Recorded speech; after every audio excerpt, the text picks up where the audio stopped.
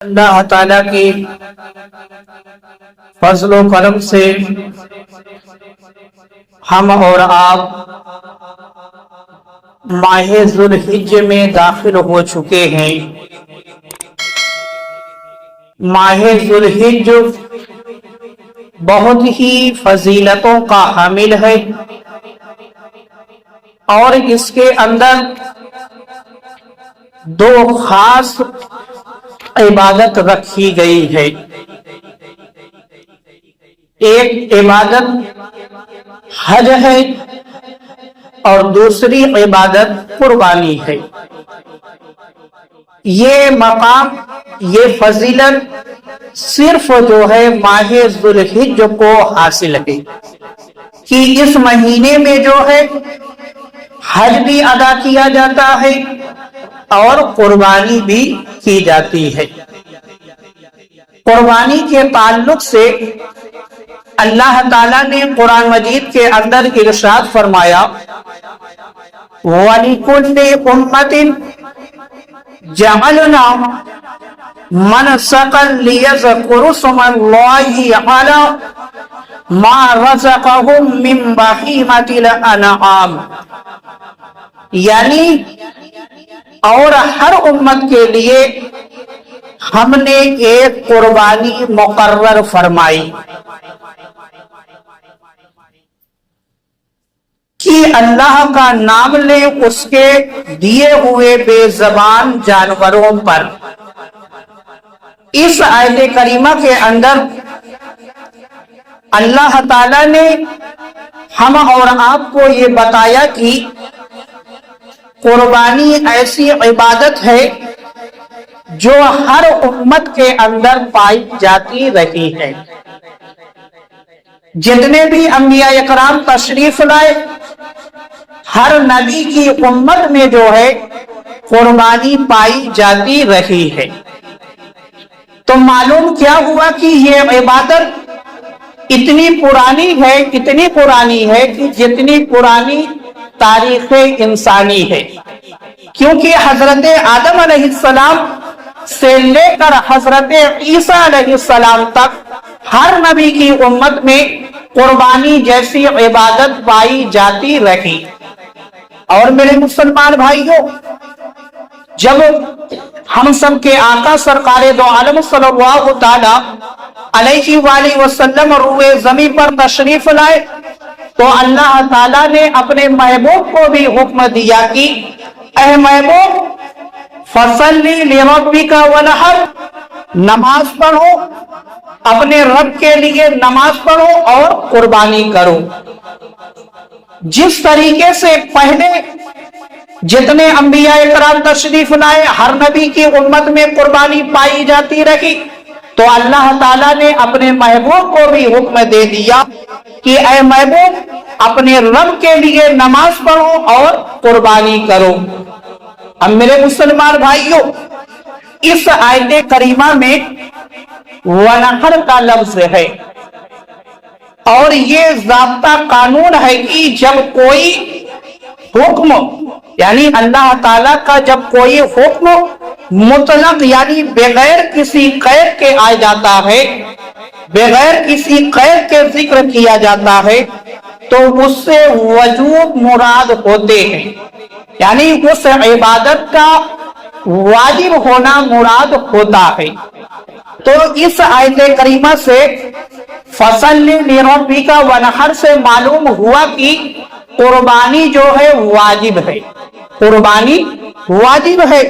اور ابن ماجہ کے اندر ہے کہ حضرت ابو ہریرہ رضی اللہ تعالی عنہ سے روایت ہے کہ نبی کریم صلی اللہ تعالی علیہ وآلہ وسلم نے ارشاد فرمایا جو شخص قربانی کی استطاعت رکھتا ہو، یعنی طاقت رکھتا ہو، قربانی کرنے کی طاقت رکھتا ہو اور اس کے باوجود قربانی نہ کرے تو وہ ہرگز جو ہے ہماری عیدگاہ کے قریب نہ آئے۔ اس حدیث پاک کے اندر میرے آقا نے یہ فرمایا کہ جو قربانی کرنے کی استطاعت رکھتا ہے، طاقت رکھتا ہے، اور وہ قربانی نہیں کرتا ہے تو میرے آقا فرماتے ہیں کہ وہ ہماری عیدگاہ کے قریب نہ آئے۔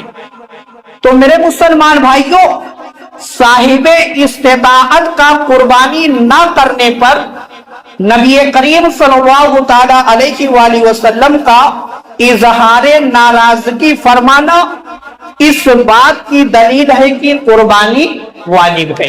اس بات کی دلیل ہے کہ قربانی واجب ہے۔ اب یہاں پر سوال یہ پیدا ہوتا ہے کہ کیا قربانی جو ہے ہر مسلمان پر واجب ہے؟ کیا چاہے وہ غریب ہو یا امیر ہو؟ یہ سوال پیدا ہوتا ہے کہ قربانی جو ہے کیا ہر مسلمان پر واجب ہے، چاہے وہ غریب ہو یا امیر ہو؟ تو میرے مسلمان بھائیوں، قربانی جو ہے ہر مسلمان پر واجب نہیں ہے۔ قربانی ہر مسلمان پر واجب نہیں ہے، بلکہ جو صاحب نصاب ہے، جو مالک نصاب ہے، اس کے اوپر جو ہے قربانی واجب ہوتی ہے، اس کے اوپر قربانی واجب ہوتی ہے، ورنہ ہر مسلمان پر قربانی واجب نہیں ہوتی۔ اور ترمذی شریف کے اندر ہے کہ ام المومنین حضرت عائشہ صدیقہ رضی اللہ تعالی عنہا سے روایت ہے کہ حضور اقدس صلی اللہ تعالی علیہ وآلہ وسلم نے ارشاد فرمایا، میرے آقا نے فرمایا، یوم النحر، یوم النحر جو ہے 10ویں تاریخ کو کہا جاتا ہے، یعنی جس دن عید الاضحیٰ کی نماز پڑھی جاتی ہے اس کو جو ہے یوم النحر کہا جاتا ہے۔ تو میرے آقا نے فرمایا کہ یوم النحر میں ابن آدم کا کوئی عمل خدا کے نزدیک خون بہانے سے زیادہ پیارا نہیں ہے۔ یعنی جو عید الاضحیٰ کا دن ہے وہ دن ایسا ہے کہ اگر کوئی شخص جو ہے اس دن قربانی کرنے کے بجائے کوئی اور عمل کرتا ہے، یعنی صدقہ کرتا ہے، خیرات کرتا ہے، تو یہ عمل جو ہے اتنا پیارا نہیں ہے جتنا پیارا جو ہے اس دن قربانی کرنا ہے اللہ کی بارگاہ میں۔ تو اس لیے جو ہے اس دن جو ہے قربانی کرنی چاہیے۔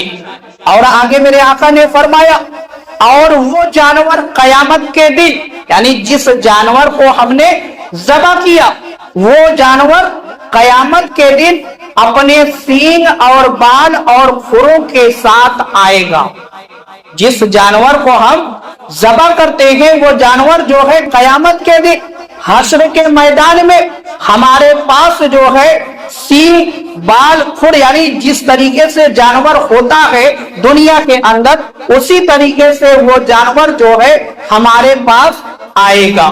اور میرے آقا فرماتے ہیں، اور قربانی کا خون زمین پر گرنے سے قبل، یعنی گرنے سے پہلے خدا کے نزدیک مقام قبول میں پہنچ جاتا ہے۔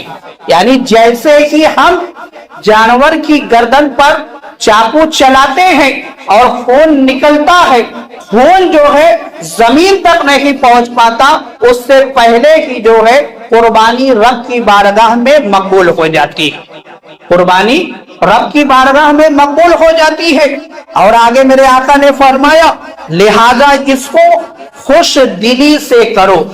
میرے آقا نے فرمایا خوش دلی سے کرو، یعنی دل کے اندر جو ہے کوئی میل نہ ہو، بالکل صاف آپ کا دل ہو، اچھی نیت کے ساتھ اللہ کا قرب حاصل کرنے کے لیے، اللہ اور اس کے رسول کے فرمان پر عمل کرنے کی نیت سے جو ہے قربانی کی جائے، نہ کہ جو ہے ریاکاری کرتے ہوئے، دکھاوا کرتے ہوئے یا گوشت کی نیت سے، ان سب نیت سے قربانی نہ کی جائے، بلکہ اچھی اچھی نیتوں کے ساتھ قربانی کی جائے، کیونکہ میرے آقا نے فرمایا خوش دلی سے قربانی کرو تاکہ جو ہے اللہ تعالیٰ کی بارگاہ میں تمہاری قربانی مقبول ہو جائے۔ اب دیکھو میرے مسلمان بھائی، طبرانی شریف کے اندر ہے کہ حضرت عبداللہ بن عباس سے روایت ہے کہ حضور اقدس صلی اللہ تعالی علیہ وآلہ وسلم نے ارشاد فرمایا، جو روپیہ عید کے دن قربانی میں خرچ کیا گیا، جو مال عید کے دن یعنی عید الاضحیٰ کے دن قربانی میں خرچ کیا گیا یعنی جانور خرید کر لایا گیا، اس سے زیادہ کوئی روپیہ پیارا نہیں، یعنی وہ روپیہ رب کی بارگاہ میں اتنا پیارا ہے کہ اس سے پیارا کوئی روپیہ ہے ہی نہیں، کوئی مال ہے ہی نہیں۔ یہ میرے آقا نے بتایا کہ قربانی کے دن جو ہے جو تم مال خرچ کر رہے ہو، جو روپیہ تم خرچ کر رہے ہو قربانی کرنے کے لیے، جانور لانے کے لیے، وہ روپیہ اس کو معمولی نہ سمجھا جائے، بلکہ وہ روپیہ جو ہے بہت ہی بلندیوں والا ہو جاتا ہے، بہت ہی عظمت والا ہو جاتا ہے، اور یہی روپیہ جو ہے کل بروز حشر جو ہے ہمارے لیے مغفرت کا سامان بھی بنے گا۔ اس لیے جب جانور خریدنے کی باری آئے تو روپیہ نہیں دیکھنا چاہیے، بلکہ جانور دیکھنا چاہیے کہ جانور اچھا سے اچھا ہو، صحت مند ہو، بے عیب ہو۔ اب روپیہ کتنا بھی خرچ ہو جائے اس کی پرواہ نہیں کرنی چاہیے، کیونکہ جو روپیہ اللہ کی راہ میں خرچ ہو جاتا ہے وہ روپیہ جو ہے بینک بیلنس ہو جاتا ہے، کل جو ہے ہمارے لیے وہی روپیہ جو ہے میدان محشر میں کام آئے گا۔ اور دیکھو میرے مسلمان بھائی، فتاوی امجدیہ کے اندر ہے کہ جس پر قربانی واجب ہے، جس پر قربانی واجب ہے اس کو خود اپنے نام سے قربانی کرنی چاہیے، یعنی جو مالک نصاب ہے، صاحب نصاب ہے، جس کے اوپر قربانی واجب ہو رہی ہے، اس کو جو ہے اپنے نام سے قربانی کرنی چاہیے، نہ کہ جو ہے اپنے لڑکے کے نام کر دے یا اپنی زوجہ کے نام کر دے یا اپنے بھائی کے نام کر دے۔ اس طریقے سے جو ہے اس کا واجب ساقط نہیں ہوگا، اس کا واجب ساقط نہیں ہوگا۔ جب تک وہ اپنے نام سے قربانی نہیں کرے گا تب تک جو ہے اسے چھٹکارا نہیں مل سکتا۔ تو اب ہم دیکھتے کیا ہے کہ بارہا ایسا سوال جو ہے سامنے آتا ہے کہ جو صاحب نصاب ہوتا ہے وہ اپنے نام سے نہیں قربانی کرتا، بلکہ اس کا ذہن یہ بنا ہوتا ہے کہ اگلے سال جو ہے میرے نام سے ہوئی تھی، اس لیے اس سال جو ہے میرے بیٹے کے نام سے ہو جائے۔ یہ اصول، یہ قاعدہ نہیں ہے، کیونکہ قربانی جو واجب ہوتی ہے وہ صاحب نصاب پر ہوتی ہے، تو جب تک صاحب نصاب اپنے نام سے قربانی نہیں کرے گا اس کا واجب جو ہے ساقط نہیں ہوگا۔ اس لیے پہلے جو ہے وہ اپنے نام سے کرے، اب اس کے بعد اور قربانیاں وہ کرنا چاہتا ہے تو اس کے لیے الگ سے انتظام کرے۔ اور فتاوی رضویہ کے اندر ہے کہ ایک قربانی نہ سب کی طرف سے ہو سکتی ہے نہ سوائے مالک نصاب کی، کسی اور پر واجب ہے۔ اگر اس کی بالغ اولاد میں سے کوئی خود صاحب نصاب ہو تو وہ اپنی قربانی جدا کرے۔ مطلب کیا؟ مطلب یہ ہے کہ جیسے ایک گھر میں کئی افراد ہوتے ہیں، اب جانور ایک لایا گیا ہے، مگر جب دیکھا جائے شریعت کی روشنی میں تو ایک گھر میں کئی مالک نصاب بن رہے ہیں، ایک گھر میں کئی مالک نصاب بن رہے ہیں، اور گھر والے یہ سمجھتے ہیں، یہ سوچتے ہیں کہ ہم نے ایک جانور ذبح کر دیا تو پورے گھر کے جو ہے لوگ بری الذمہ ہو گئے، لوگوں کی قربانی ہو گئی۔ ایسا نہیں ہے، ایسا نہیں ہوگا۔ ایک جانور میں ایک ہی شخص کی قربانی ہوگی، یا بڑا جانور ہے تو اس میں 7 حصے بنیں گے، چھوٹا جانور ہے تو ایک حصہ ایک شخص کے نام سے قربانی ہوگی۔ تو اب اگر ایک گھر میں کئی افراد جو ہے صاحب نصاب بن رکھے ہیں، مالک نصاب بن رکھے ہیں، تو ایک جانور کافی نہیں ہے، بلکہ سب کے لیے جو ہے الگ الگ سے جو ہے جانور کا یا حصے کا انتظام کرنا پڑے گا، تب تو جو ہے سب کا واجب ادا ہوگا، ورنہ جو ہے کسی کا بھی واجب ادا نہیں ہوگا۔ اس کے لیے पकड़ होगी, वो शख्स जो है जिसका वाजिब अदा नहीं होगा, वो शख्स जो है गुनाहगार होगा, उससे सवाल जवाब होगा। इसलिए आप पहले अपने घर का जो आपके घर में अफराद है सबको जमा करें। तरीका सबको जमा करने और मालूम करें कि किसके पास जो है कितना माल है या क्या सामान है, और देखें कि क्या वो साहिब निसाब बन रहा है कि नहीं। अगर साहिब निसाब बन रहा है तो उसी हिसाब से जो है कुर्बानी का इंतजाम किया जाए। और फतावा अमजदिया के अंदर है कि अंबिया इकराम, वो औलिया इज़ाम और दीगर अमवात मुस्लिमीन की तरफ से कुर्बानी जायज है, यानी मुर्दों के नाम से भी कुर्बानी की जा सकती है, औलिया इकराम के नाम से भी कुर्बानी की जा सकती है, अंबिया इकराम के नाम से भी कुर्बानी की जा सकती है। और हदीस पाक के अंदर जो है कई हदीसें इस हवाले से मिलती हैं कि मेरे आका सरकारे दो आलम सल्लल्लाहु ताला अलैहि वसल्लम ने अपनी उम्मत के लिए कुर्बानी की है। मेरे आका ने अपनी उम्मत के लिए कुर्बानी की है।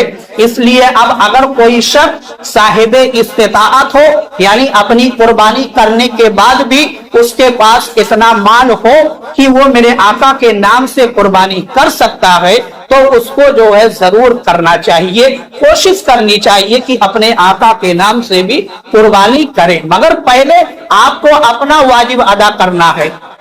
अगर आप अपना वाजिब छोड़कर करते हैं तब तो आप गुनाहगार हो जाएंगे। जब आप अपना वाजिब अदा कर ले जाए, उसके बाद अगर जो है साहिब इस्तिताअत होते हैं, आपके पास माल दौलत है, तब जो है आप इसकी तरफ आए, वरना जो है ना ये फर्ज है ना ये सुन्नत है।